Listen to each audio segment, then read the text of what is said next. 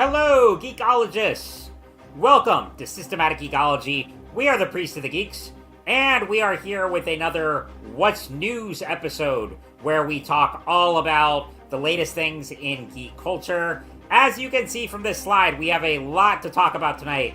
A lot of it's happening in the movie and TV world right now. So we've got a new Vince Gilligan series, we have a new adaptation of Frankenstein, we have a new remake of The Running Man, and as you can tell from my headline, if you're watching on YouTube, we have a new series set in the Stephen King It universe. So, a lot to cover tonight. I am one of your hosts, Kevin Schaeffer, here with my fellow geekologist, Andy Walsh. Andy, how are you tonight? I'm doing well and always happy to talk with you, Kevin.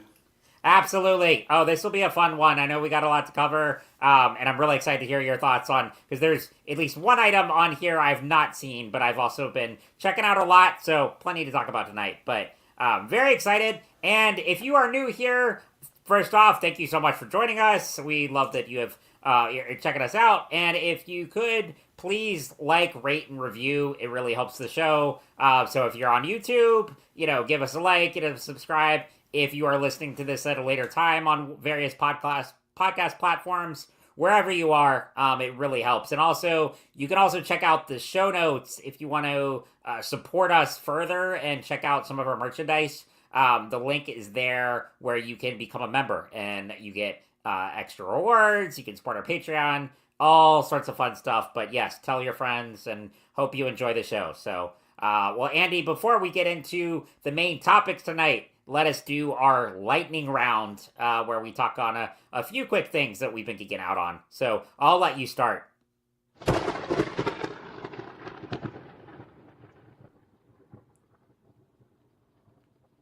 All right, a couple quick things for the lightning round. I saw my daughter was home from college for a little bit last week, and we went and saw Now You See Me, Now You Don't. Okay. She and I have kind of gotten into that series as just a fun, silly action spectacle. And the third movie is more of the same. It's more of your favorite magicians coming back and doing more heists. There was a bit of an escape room vibe to this one as well, with some Inception flavor. So if you liked some of the twisty-turny action sequences in Inception, there was a little bit more of that flavor. And yeah, if you've enjoyed the first two movies, I would imagine you would enjoy the third one. If you haven't checked them out yet, I can't imagine why you'd want to start with the third one. But go and check out the first one. It's a lot of fun. And yeah, if you like stage magic and or heist movies, go for it. What else? Oh, and then I had the chance to. My wife and I were in Cleveland over the weekend. Just a short ride out the interstate from where we live in Pittsburgh, and among other things that we did there, I got to check out the Cleveland Orchestra for the first time, which was fun. I think I am falling into a tour. You know how some people tour to all the different baseball stadiums. I think I'm slowly making my way through major American orchestras and their symphony halls. So I got to check off the Cleveland Orchestra and Severance Hall there in Cleveland, which was a very nice evening out. And then we swung by the site of the childhood home of Joe Shuster, co-creator of Superman.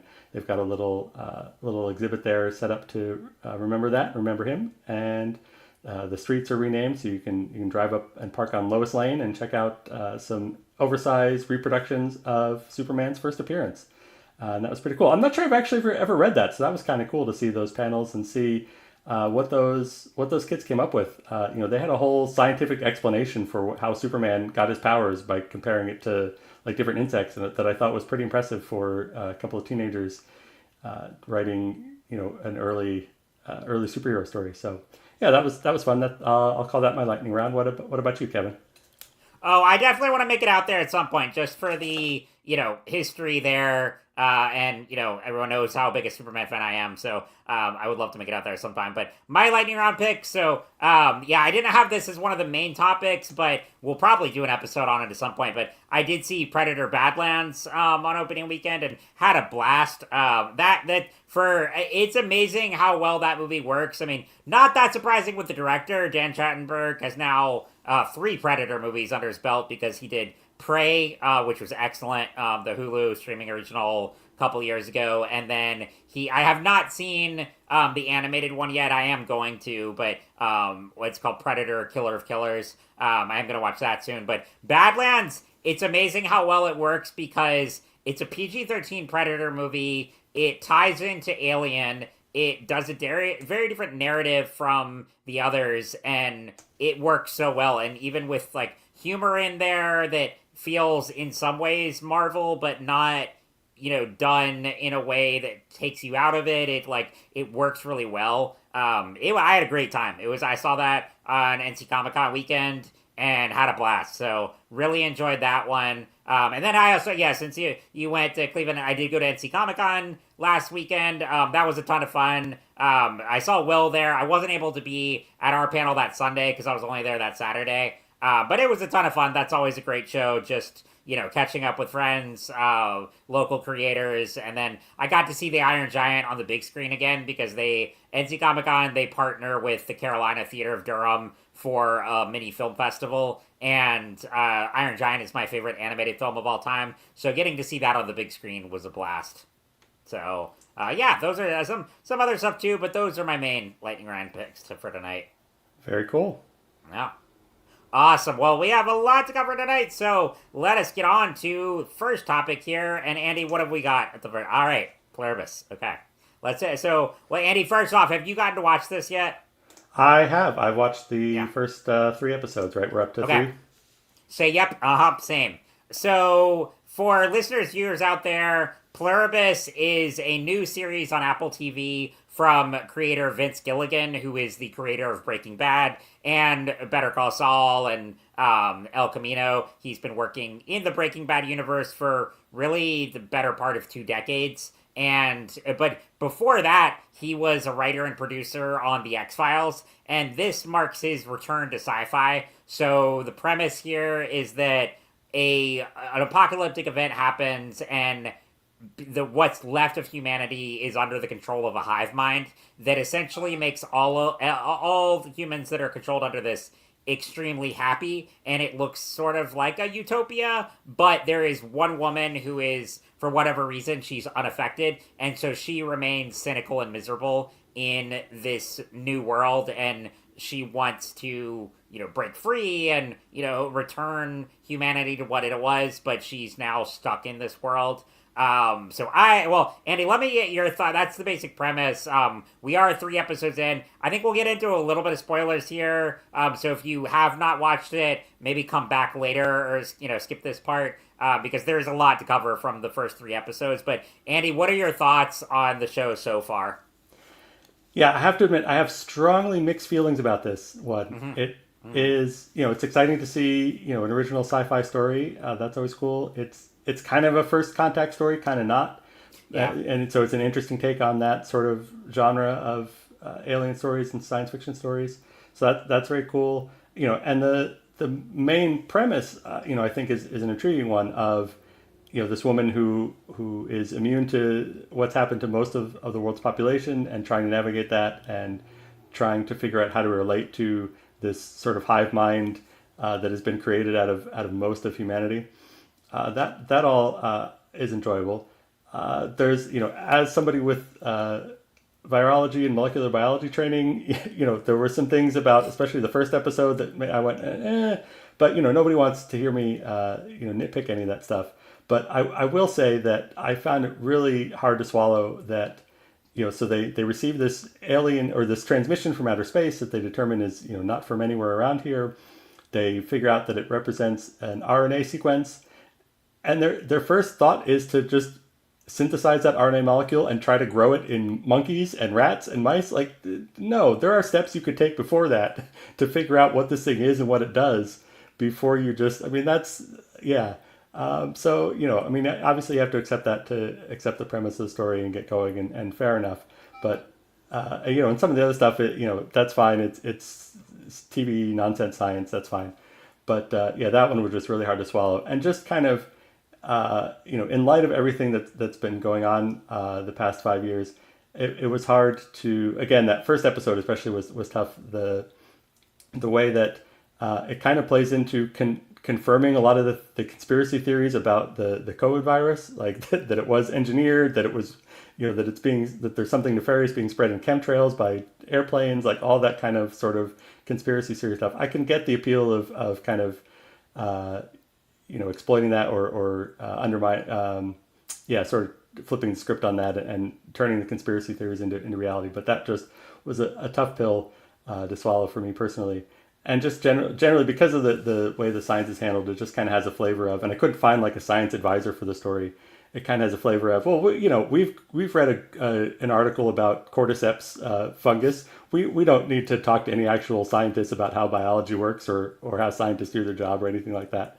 That first episode was a rough one to swallow, but getting, most of that stuff is kind of done by the end of that first episode, and the following two, I could get into the story more, the actual main themes and story that they're trying to explore, and I think that is worthwhile. That how does our independence relate to the people around us? How do we connect into society? I thought it was my favorite scene. My favorite bit so far was so they they keep trying. This hive mind group of people keeps trying to take care of Carol, the main character, Rhea Seeran's character. They keep trying to just sort of meet her every need and do whatever they want, do whatever she wants them to do or whatever she needs. And she keeps saying, "Oh, no, I don't want that. I want to do things the way I'm used to, and I'm independent. And I want to do things for myself." And so she goes to the grocery store to pick up groceries. But of course, they've emptied the grocery store to kind of more efficiently distribute food to people. And so she's, there's nothing in the grocery store. And so she says, "Can I please have my groceries back?" And I'm a very independent person. I want to do my own grocery shopping. And they say, "Sure, no problem." And, almost immediately 27, semi trucks and hundreds of people show up to completely restock the grocery store. And while it's not exactly, how it really works, it's a good reminder of the way in which even a simple thing like feeding ourselves, we think of ourselves, even if you think of yourself as somebody who can cook and clean and take care of yourself, you cook and do your shopping and all that kind of stuff, like you're still dependent on hundreds, if not thousands of people to grow that food, to process it or prepare it in some way, in some cases, to ship it, to, all these different things that none of us are really as independent as we might like to think. We are all part of this larger ecosystem and larger, organism in a sense that keeps the world running. And so I thought that was a nice way of illustrating that without really having to hammer home that point too well. So those are my lows and highs on the show. What are your thoughts?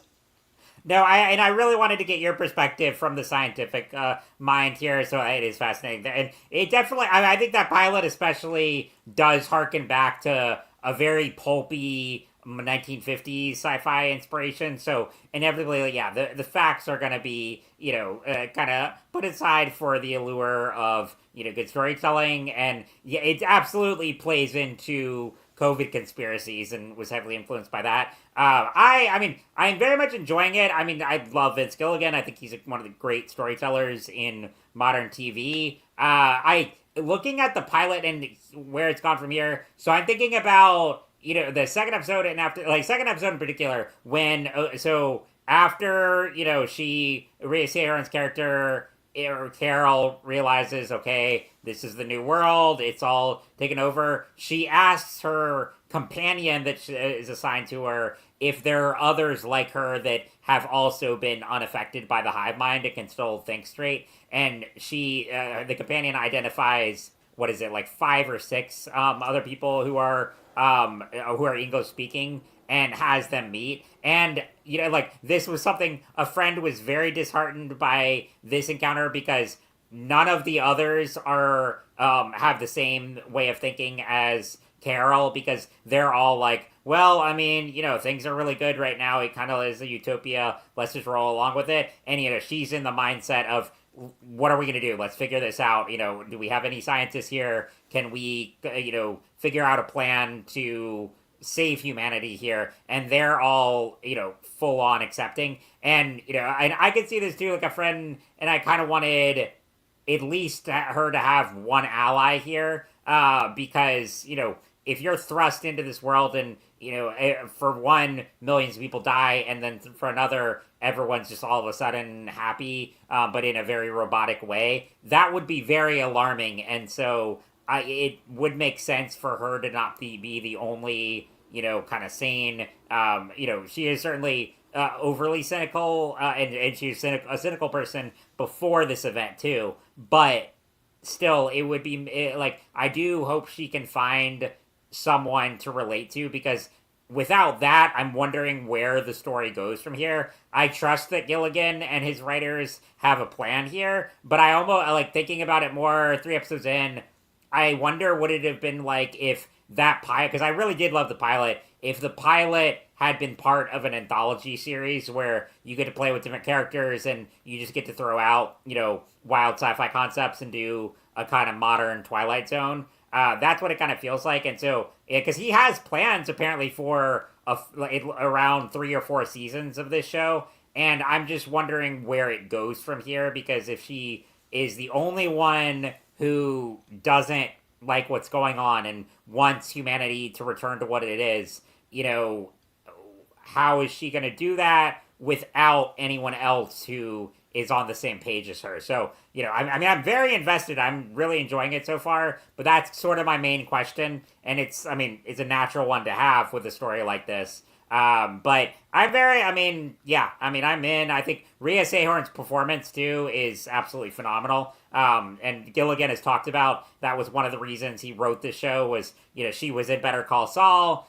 He knew how wonderful an actress she was, and he wanted her in a starring role. So she is brilliant. One thing I also want them to come back to, and I'm sure they will. So, Carol is a best-selling author before this whole apocalyptic event takes place. But she, in her own words, writes mindless crap that, the masses consume, but she really did that for money, and she wants to write something that is actually meaningful and that will genuinely resonate with people, not be, commercial entertainment. And so right before everything happens, I think her partner or wife tells her, encourages her to go in and write her big epic masterpiece that she's always wanted to, and put off the, big money-making series. And I really hope there's a way to come back to that in some way. Obviously, industries and everything have come to a halt here, but I really want that storyline to play out, because I don't know if you saw this, but they did this with Severance as well, where they had a book within the narrative that they made it so you could download there. They did that also with this. I got a notification on Apple the other day that you can download Carol's book that is in the series, which, I do love the world building there and the commitment. I don't know who they hired to write that, but that is a level of dedication. And I think, to me, that is an indication that they are going to come back to this story. So we'll see what happens. But yeah. But that's kind of where those are kind of some of the things I invested in and I want to see play out as the story goes on. Yeah, you asked about, how is she going to do anything about this when she's not a scientist? Maybe, the answer to that is she writes something that is convincing to these people to, try a different approach. Right. And that's also, that's a good thought. Yeah. Yeah. And then, to your point about, her being kind of on her own, I wonder if some of that is a commentary on American sort of exceptionalism and American, highly, personal independent kind of thinking. But also, when I was looking up the credits for the show, based on the cast for future episodes, I think you're probably going to get some version of what you're looking for in terms of she'll have someone else to play off of Sure. on a more regular basis. So I don't know, I haven't read anything or anything like that, just looking at the credits for future episodes. I think there might be something there, and I'll leave it at that. No, I would think it will. Because also that first meeting in episode 2, it was the companion only brought together other English speakers, but there are other non-English speakers in the world that are also unaffected, and it's pretty clear that this whole the hive mind culture is definitely hiding stuff from Carol and the others. So I'm sure there's going to be more mysteries to uncover And yeah, I'm really interested in seeing where it goes. I also, since you brought up that the grocery store scene, I loved that one. That was, and also okay. In terms of like this was absolutely brilliant dark humor, but at the end of that episode, when Carol is just like losing it with people, and she's like, "Oh, I don't know. Why don't you just bring me a grenade to cap off the best week of my life here?" And like with a straight face, the a companion goes and brings her a hand grenade that is real and active, and then the next day she's talking with another. You know, I guess we could call them infected. You know, hive mind people, and she's like, "If I asked you for an atom bomb, would you bring it to me?" And he's like, "Well, I would advise against it, but I would do whatever to make you happy." And I was on the floor, I think, with that because it was. I mean, it's dark, but that was a brilliant way to just capture what this world is like. You know, the Vince Gilligan clearly has a vision here, and I love how he's able to, imbue social commentary and all these heavy science fiction themes. But that interaction was probably like one of the big highlights of these first three episodes for me. Yeah, that was another great scene, and Yeah. an excellent performance from the guy who was opposite her. Yes, it was good. Yeah, no, all the acting here is wonderful. The filmmaking is incredible. I mean, I don't know. Were you a Breaking Bad fan? I grew up. I mean, I love Breaking Bad, but yeah. Yeah, no, I've not seen Breaking Bad or Better Call Saul. Gotcha. Yeah. If you ever go down that road, I mean, prepare to have your heart ripped out, and Sure. like you'll need to watch like cat videos after. But it is just absolutely stellar TV. So I love to see anything that Gilligan is doing, and I was never really watching X Files like when I was a kid, and so getting a taste of his sci-fi flair is really interesting here. So yeah. Yeah, when you were talking about how the '50s vibe of the pilot, I was thinking, oh yeah, I could have seen this as like an X Files episode, and yeah, if they just kind of glossed over that in the first 5 minutes of an X Files episode, I would have been like, yeah, sure, fine, no, whatever. But when you stretch it out into an hour and really kind of look at the details, it's like I'm not sure this stands up to that level of scrutiny. But yeah, this totally I could see as an X Files episode on a Oh smaller yeah, scale, of yeah. course. But yeah, Sure. Yeah, no, it has all that DNA there. But yeah, I mean, I'm very fascinated in the show. I want to see where it goes from here. So definitely check it out if you haven't already. And I'm sure there are going to be many more themes and ideas to come out of it. So I'm really excited to see where the season goes. And I'm sure we can do a whole episode once season one is complete. yep. But yeah, awesome. Excellent. Well, that is Pluribus. What is our next topic here? All Okay. right. Here we go. So, Andy, have you gotten to see the new Frankenstein yet? I have seen this Frankenstein. Excellent.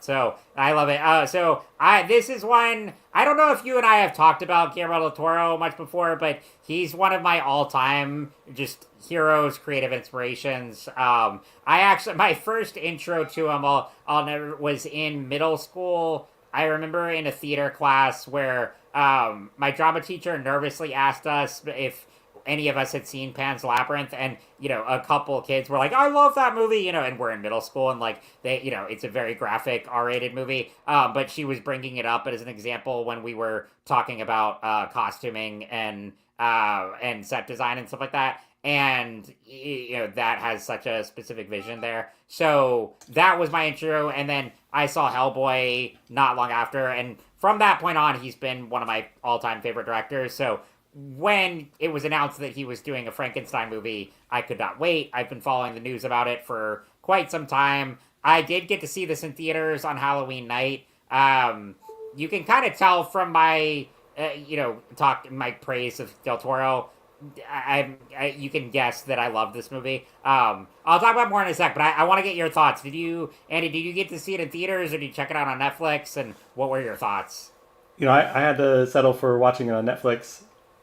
But I thought it was very well done. I mean, it is. You could. It has the feeling that Guillermo del Toro was assembled in a laboratory out of Yeah. various bits and pieces to make him the perfect director for this film. I understand that he's been trying to do this for most of his adult life, if not longer. So and it the passion for it seems pretty clear. Certainly in the attention to detail of all the the props and the setting and all of that. I was introduced to the book in high school, and was a fan of the book and the story and the themes and so forth. And I thought this was a good representation. There were a few things that changed from the book that were a bit puzzling to me, but overall I think it is a better representation of the novel than a lot of the other versions of this story. And yeah, I mean, Oscar Isaacs is great, and Jacob Elordi as the monster is very good. So yeah, I thought it was well done, and if you are interested in anything adjacent to any of these sorts of things, right? The classic monster movies, or other Guillermo Del Toro, or that kind of gothic literature. It's a very good example of of all those things. Oh yeah, I mean, if you're familiar with Del Toro at all, you know that he loves sympathetic creatures, and this is very much that. What I when so I my creative writing professor did kind of a rant about the movie, and he was like, "Why do people say that this is a faithful adaptation of Mary Shelley's Frankenstein? This changed so much." And my thoughts on that, and this is kind of my thoughts on adaptations of particularly classic literature, is I think you can capture the spirit and tone of a novel while taking creative liberties that fit your vision, because Frankenstein has been done so many times, but what I really love about this movie is it takes the essence of the novel, all the elements there, and the relationship between Victor and the monster, and it very much is done through Del Toro's lens, and absolutely he makes significant, not only plot changes, but also in terms of how the creature is portrayed. Whereas in the book, the creature kills deliberately, and, there's a lot there with, examinations of revenge and humanity. And here, I think the biggest change, and that made it so personal for Del Toro, is that this is very much a story about parenthood. I mean, he's talked about it in interviews that it was inspired by his relationship with his father, and also his relationship with the kids, and how his perspective has changed on parenthood since becoming a parent. And he wanted to imbue that into the story, particularly with Victor. And I've also seen one of the main criticisms. While a lot of people really love this movie, one of the criticisms I've seen in multiple reviews and analysis was that the ending felt a little rushed there, and that the forgiveness between Victor and the creature happened too suddenly. And having seen it twice, because I saw it in theaters on Halloween, and then I rewatched it on Netflix last weekend, and where I think that it makes the ending work is the entire first 45 minutes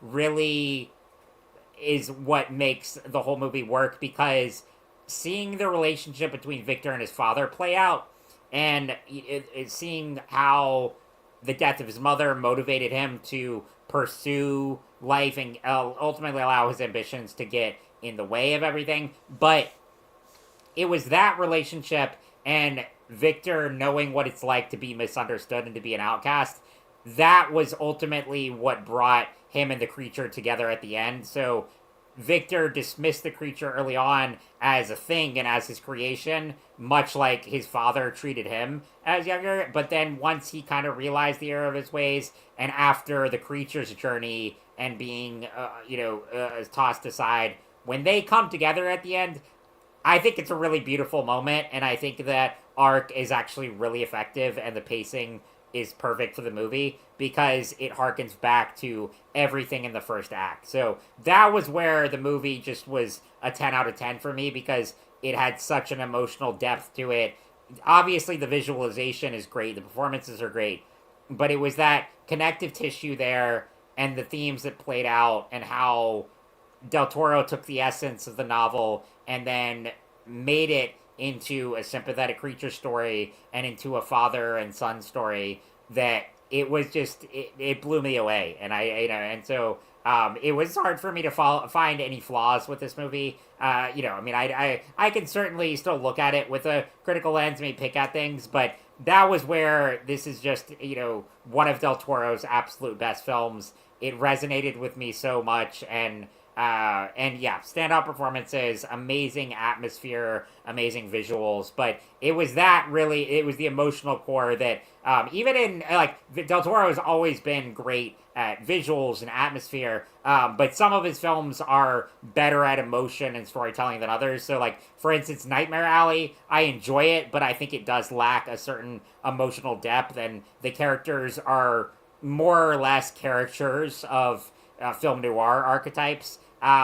Whereas something like Pan's Labyrinth, it's amazing and it has this lens of a childlike imagination story. I also would put Hellboy 1 and 2 up there. They're some of my favorite comic book movies, and I think they have a really good emotional story that complements the big, action and spectacle. And here, very much that same thing. And so, yeah, I was absolutely blown away this movie. I mean, I know it is its own interpretation of the novel, but again, Frankenstein has been done so many times. I appreciated that it was distinctly Del Toro, but very much was in love with the novel too, and it just brought it to life in a way that we haven't quite seen before. Yeah, I think that's fair. I think that it is perhaps faithful in spirit rather than letter. Right. But, and it does update things in certain ways, right? It takes the concerns of a book from almost 200 years ago and puts it into modern context. And, what I thought was most interesting about that was, instead of once again harping on the, playing God and, should he do this, that the real crime was, meddling in biology at all, right? I find that a bit tiresome. Right. And so I appreciated that instead the question it seemed to be asking was not, where did he, or the answer to the question of where did he go wrong was not that he tried to mess with biology and life at all, but rather that he failed to raise his child in a sense, and that he brought this life into the world and then abandoned it or treated it as lesser or other or however you want to phrase that, and that was really what was examined. I thought was it made more sense in a contemporary setting, even though the story is set in the past. For a contemporary audience, taking up that theme in that way, I thought made it more resonant now. Oh, absolutely. I mean, how that's something that could very much be applied to modern world in terms of like even just societal pressures that are put on people of like, okay, do this, get married, have kids, etc. But then to actually treat your child with the same respect and love, and to nurture them, and that was, and again, that's what I loved about the arc of Victor and the creature here was initially, even when he was had this awe of, oh, I've brought life into this world, this is amazing, but then he still treated it as an it. And Mia Goth as Elizabeth was the first one to call him out on that and say it's not an it, it's a he. Like, this is, you need to treat this as a as this sacred life that you've brought into the world. And I loved how that story played out. And again, it's very Del Toro. The sympathetic creature is a staple of his work. But yeah, and I mean, my favorite scenes were, I mean, this has already been turned into memes and everything, but that scene when the creature watches a leaf, fall down the sewer, and he's just like in awe there because he's learning everything around him for the first time. And then once he does get to meet the old blind man played by David Bradley, I loved, their interactions. I loved, that relationship, and how that then informed the rest of his journey. So that was all fantastic. And also, fun fact too about, because I've read a lot about the making of this movie and the production and everything. Originally, Andrew Garfield was going to portray the creature, but then the strikes happened, everything got put on pause, and then once they got back into production, Andrew Garfield had scheduling conflicts and had to back out. But they had already prepared prosthetics and makeup and costumes for him specifically, so they had to rework everything when they cast Jacob Elordi, but they made it work. And Del Toro's talked about that in interviews where people were like, well, is the project gonna die now because Andrew can't do it? It's like, he's like, no, I'm gonna make this happen. Like, and he found Jacob Elordi. And hearing Del Toro too talk about the reasons he cast Oscar Isaac and Jacob Elordi, and talking about how important it was to have actors who could convey a performance with their faces alone was crucial to this movie. I thought that was fascinating to hear. So there's so many interviews I would recommend checking out. There's the podcast he did on the director's cut podcast, which was excellent. And yeah, but I love this movie. There's so many. There's also a lot of religious themes to take from it. I mean, Del Toro is a lapsed Catholic, and very much brought in the imagery there more so than other films. I mean, he certainly tapped into it in other films, particularly Pan's Labyrinth and even in Hellboy and Crimson Peak and some others. But here especially, the religious themes, the father and son aspect, there's so much to dissect here that just makes it, I think one of his absolute masterpieces, right up there with Pan's Labyrinth. So yeah, I cannot recommend it enough. I think it's if you get a chance to see it on the big screen, highly recommend. But also, it's there on Netflix. Try to watch it on a big TV if you can, because it is just a visual spectacle from start to finish. And the more you can pay attention to all of the details and the atmosphere and the performances, I think you'll have a great time. So cannot recommend it enough. It was a great experience, and it also made me happy too, because the friend I saw it with, he has heard me gush about Del Toro for years, and he's seen some of his stuff but was never into it as much as I was. And after coming out of this one, he said, okay, now I understand why you're such a fan. So that made me happy too. Yeah. Awesome. Yeah. Alrighty, well, let's get what is our next topic here, Andy. Next up, we have Okay. House of Dynamite. So this is one I have not got to see yet, but I love the director, I love the cast, so tell me about it here. So another Netflix production, this time from director Catherine Bigelow, and a script by Noah Oppenheim, and starring everybody. I listed a few people here, but it is a very large cast because the story is told in 3 parallel parts. And it is the story of, a normal day in Washington, D.C. Everybody's getting up and going to work. And as they are, the radar and the satellites and everything report that a nuclear missile has launched somewhere in the region of possibly North Korea or the water around it.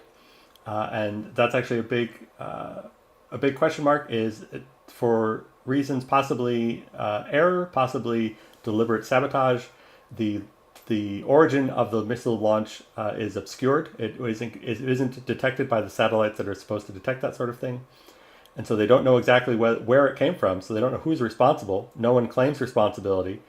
And they assume that at first that it's just another North Korean test that's going to go up and come down in the ocean and not explode, and that will be that. And it'll be kind of business as usual. And you can kind of see as events unfold, not exactly in real time, but more or less in real time, that that's not what's going to happen, that it is in fact a much more serious situation. And so we see the responses of numerous people, from folks who work in DC all the way up to President Idris Elba and Secretary of Defense Jared Harris, to the soldiers in, I believe it's Alaska, who are responsible for launching our counter missiles to knock down these kinds of things before they hit us, to the B-2 bombers that have to scramble and just kind of be on alert, to the folks who have responsibilities for continuity of government, who have to hole up in a mountain in, I forget exactly where, maybe in Virginia or somewhere around there. They go into this mountain compound to make sure that some people survive to keep the government running after a nuclear strike. Right? And so you just see all these different people and how they respond to these kind of situations, and the protocols that are in place and the protocols that fail, and this and that.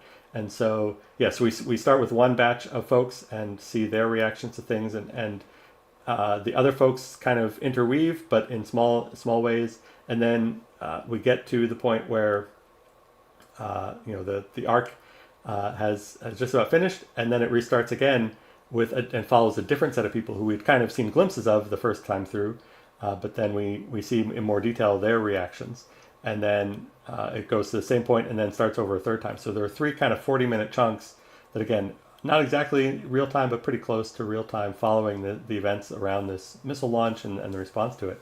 And I just found it, even though it kind of repeats the way that it reveals new details with each pass, and because you only see glimpses of like the president in the first two passes, you're wondering, what is the president doing? Why is he reacting the way that he is? And so then you finally get to spend some time with the president in the third pass. Things like that help to keep it engaging, even though it is in some ways repeating the same things. And it's just very gripping in the sense of what is going to happen. How is this missile going to impact the United States? Is it going to impact the United States? How is the United States going to respond? That's the main question. Who's responsible? All those kinds of things that very gripping, very engaging. Not all those questions are answered. I think that is to the movie's credit. I think that's not what it's trying to say. I think it is trying to just remind us that this is a situation that we live in, and that we're kind of blind or blithe to it after having lived under it so long. And yes, there are other things that seem like more immediate crises, but we still live in a world where, with a few wrong decisions and a few presses of a button, millions, if not billions, of people could be wiped out irrevocably, and possibly the human civilization as we understand it, right, could be set back very substantially. And so, just trying to encourage us to remember that is a thing that exists and is real, and we could maybe do something about so that it isn't real anymore. I don't think the movie is shy about, and the creators behind the movie are shy about, that they would prefer that we did do something about it so that we didn't live in a world like this anymore, that we weren't sitting on a house of dynamite. And so, apologies if that's a spoiler, right? But I don't think it's a big shock that Catherine Bigelow is not a fan of the military-industrial complex and nuclear armament and so forth. So yeah, I thought it was a really well done movie, a really gripping movie, a nice, a scary watch for people who don't like gory or supernatural kinds of scary movies for Halloween. It was a very compelling kind of thriller story for spooky season, but also all year round, because it is a reality of our world all year round. And yeah, I think that's what I want to say about that. No, I'm definitely going to check it out. I kind of missed it when it first came out, and then I heard a couple of friends talking about it. But, I mean, Catherine Bigelow is great. If you know anything about The Hurt Locker, Zero Dark 30, she can do amazing, grounded thrillers, war dramas. One of the great modern filmmakers. So I'm very excited to check this out. I'll probably do that sometime this week, and then I'll share my thoughts with you when I do watch it. But yes, I'm very looking forward to it. Awesome. Right. Well, we're running along, and so I don't have anything more to add. So why don't we move on to the next item on the agenda? Sounds good. Okay, here we go. So I know this series started like right before Halloween, but because we still have 4 episodes to go, if you want to spend Christmas with Pennywise, check out It, Welcome to Derry, because that's where it's headed. But yeah, well, Andy, first off, are you at all an It or Stephen King fan? I have not seen any of the It adaptations. I've not read the book. I'm mostly a fan of Stephen King's non-horror story. So I really like Shawshank Redemption, but not so much It or things like that. So why do people like this? Pretend I've never heard any of it. What is the great thing about it? Well, and so I'm glad you brought up that too, because the cool thing about this series is it does tie into other aspects of this King universe. So there are already references to Shawshank. There's characters that pop up in some of his other novellas, but it's obviously It focused. But the kind of the premise of this series is it takes place 27 years before the events of the first movie. The book is set in the 60s, and then with the movies that came out a few years ago, directed by Andy Muschietti, who is one of the creators of this show, the 2017 one was set in 1989, and then the part 2, once the kids are grown up, it's set in modern day. So this show is set in 1962, or at least this season is, but it will go back another 27 years with season 2, and if they get a season 3. And the reason for that being is that Pennywise, who you know him as the dancing clown, but for anyone familiar with it, either the novel, the movies, or anything about this universe, it is really an alien entity that takes many forms, and the dancing clown is one of them. And it appears every 27 years in the town of Derry, Maine.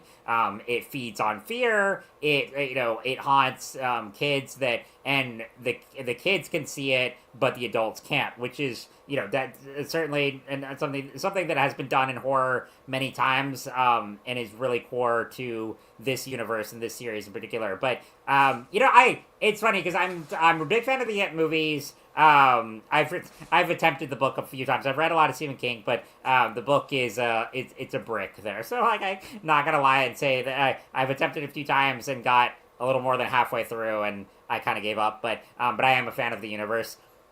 The interesting thing about this series is that it has a lot of moving parts to it, because the first It movie especially, it's a pretty simple premise of, okay, you have this group of outcast kids who's haunted by an evil clown. They have to team up, and there are certainly themes and elements that make it really compelling, but it's fairly straightforward in that respect. This one, like I said, tackles a lot of elements of the wider Stephen King universe. One of the main characters in this is a young Dick Halloran. Dick Halloran is a main character from The Shining. He has this psychic ability that called The Shining. That's where the title stems from, and he is in this series as a military officer because one of the storylines is the military is doing some kind of investigation into what is supposedly supernatural happenings in the town. That is juxtaposed with another kind of loser club story where it's another group of kids here that are being haunted by monster. There's other storylines going on here. I think the title of Welcome to Derry is very appropriate because it is very much about the town here and what it does to you. And one of the other core elements of Derry is that when you leave the town, you often forget where. So there are characters in it. There's really only one character from it in the original that stays in Derry his whole life. The rest of the loser club, they leave, and they as a result they forget about their encounters with Pennywise, and they have to be reminded of that once they return to the town. And so there's that storyline is echoed in this as well. But to answer your question about what makes this compelling, granted, I will say if you're not really into horror, I'm not sure I can really convince you to watch this because it is very, and particularly the first couple episodes have some incredibly graphic sequences and that are very disturbing, and some that are a little more campy and over the top, but particularly a scene in the pilot that involves a kid who's introduced in the first few minutes is trying to get away from his home, and a seemingly nice family offers to give him a ride home. They turn out to be demon possessed, and there's a demonic baby that comes out of the mother and terrorizes them in the car. It's pretty terrifying, and you can, and because this is HBO Max, they kind of had free reign to do what they wanted here.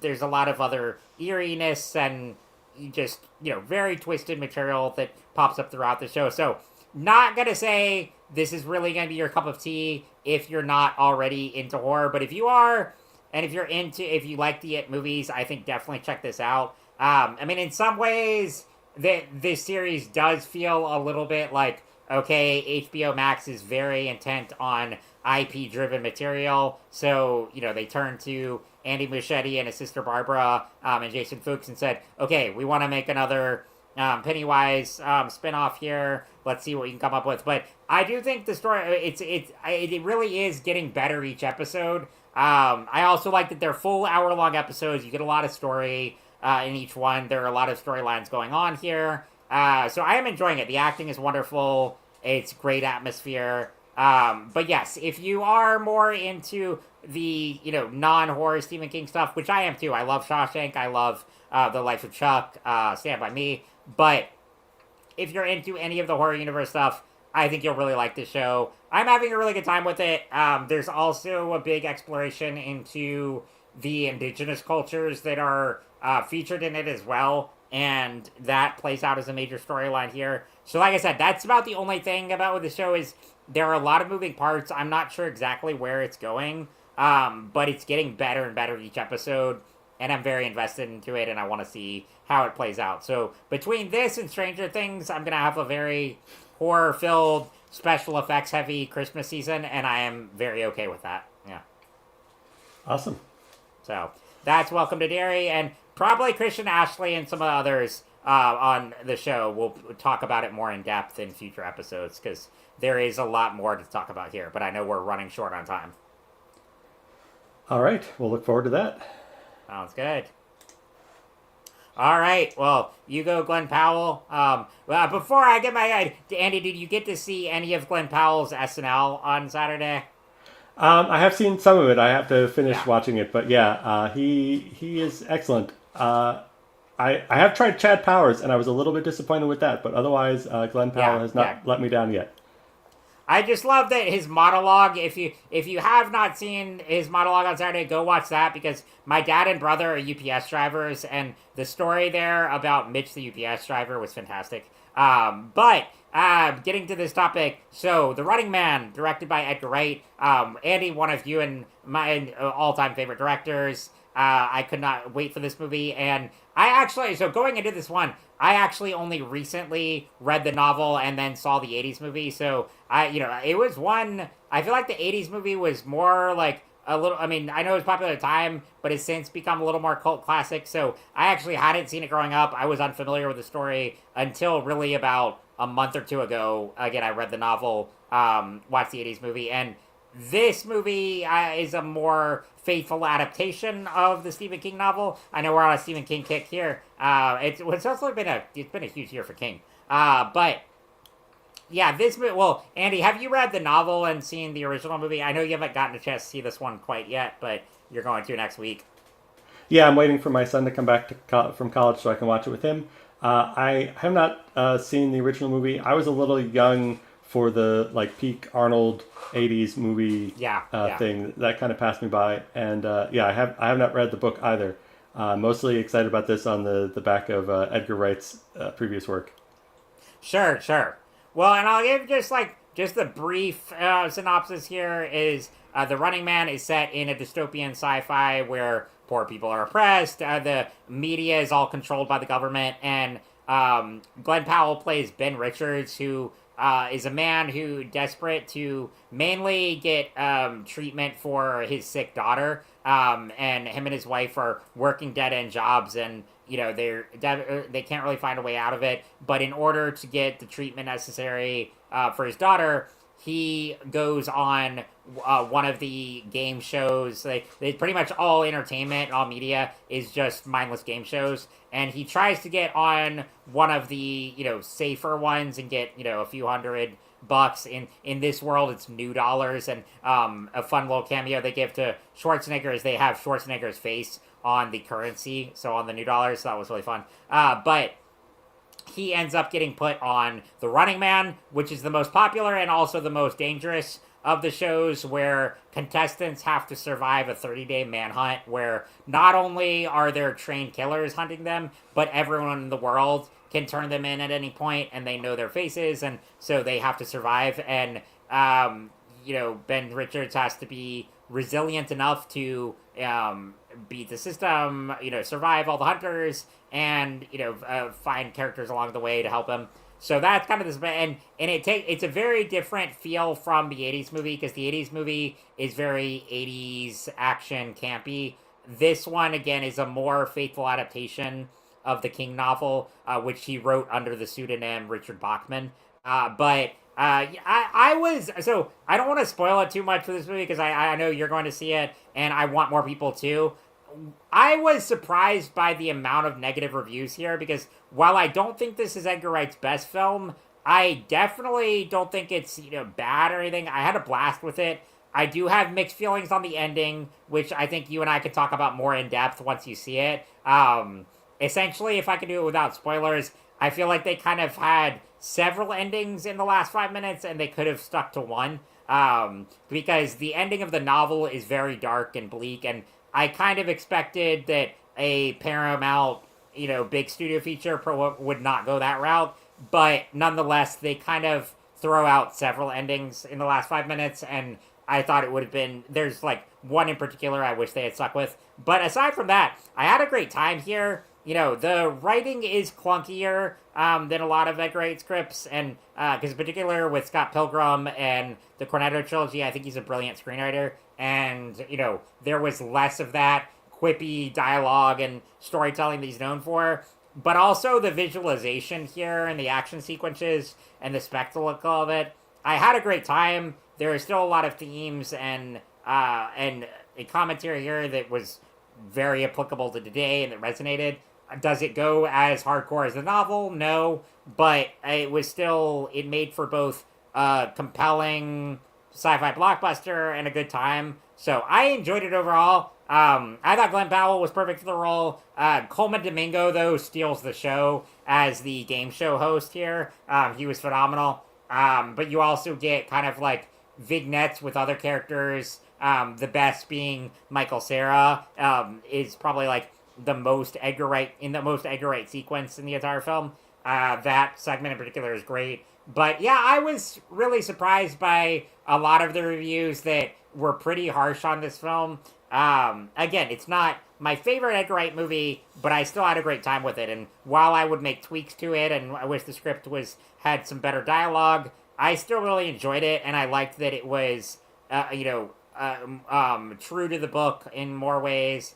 Much more so than the 80s movie. While I do enjoy the 80s movie, it's a very different from the original story.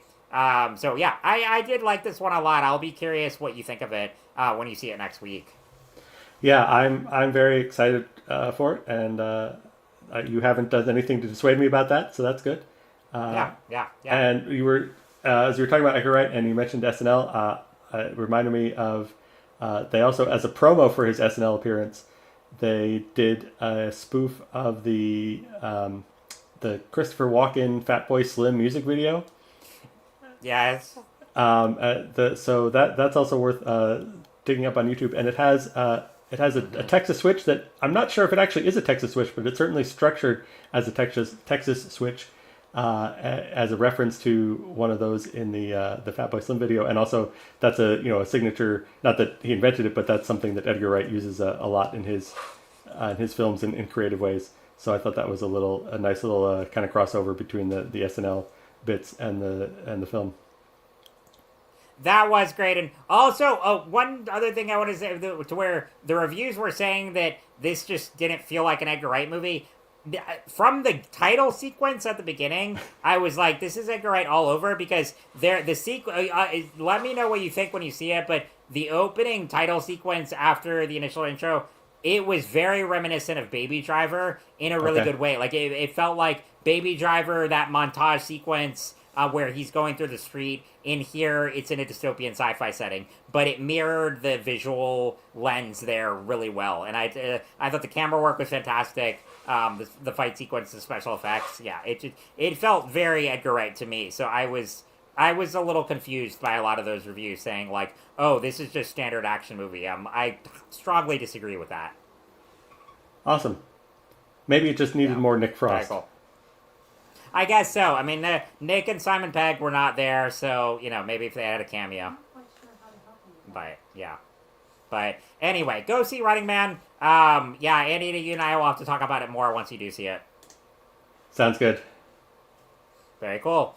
Awesome. Well, this has been great. I know it was a lot to cover tonight. And Andy, before we go, do you have any recommendations either from something we talked about tonight or anything else you want to throw out there? Yeah. All right. Good question. I think I'll recommend Pluribus, as negative as I might have sounded about that first episode. And so I will encourage you. I will not only recommend it, but encourage you that if you have similar misgivings about the pilot, push through, give the second or third episode a chance, and see if it has more to offer to you, and maybe you'll be pleasantly surprised like I was. But yeah, I think that is I think that will be the thing that people will be talking about, next year or in a couple of years. I think that will be the thing that will last the longest of all that we've seen here today. So yeah, I would get in on that conversation in the ground floor. Definitely. It's already, a buzz online and everything, so definitely check it out. And then, unsurprisingly, I'm going to recommend Frankenstein, but really I recommend everything we talked about tonight. There was nothing I was overly negative on. I think there's a lot of cool stuff right now. So even though the world is crazy right now, we do have good stuff going on in geek culture, so I can be thankful for that. Yeah. Awesome, Andy. Well, on that note, too, happy Thanksgiving to everyone. I know it's about a week away. Hope everyone is enjoying the holiday season. And thank you all so much for joining us. Again, please like, rate, review, subscribe. We're glad you're here. Support the show. Check out the show notes for links where you can support us. And Andy, thanks so much for joining me tonight. This was a blast. And remember, we are all a chosen people, a geekdom of priests. Peace out, everyone.